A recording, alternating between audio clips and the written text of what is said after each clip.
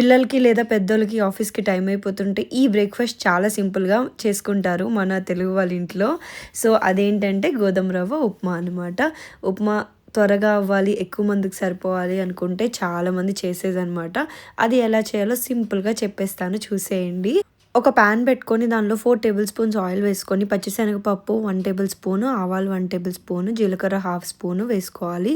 ఎండుమిర్చి 2, తర్వాత కరివేపాకు, తర్వాత ఒక చిన్న ఉల్లిపాయ కట్ చేసి వేసుకోవాలి. తర్వాత పచ్చిమిర్చి 4 వేసుకోండి. తర్వాత 2 గ్లాసులు ఇంత గ్లాస్‌తో వాటర్ అయితే వేసుకోండి. ఎందుకంటే నేను 1 గ్లాస్ ఉప్మా తీసుకుంటున్నాను కాబట్టి. తర్వాత ఉప్పు వేసుకోవాలి.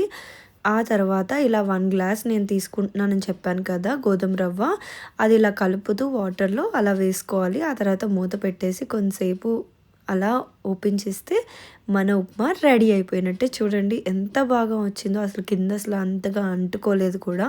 సో, మీకు నచ్చితే సబ్స్క్రైబ్ చేసుకోండి. నెక్స్ట్ ఏ వీడియో కావాలో కామెంట్ సెక్షన్‌లో చెప్పేయండి. బాయ్.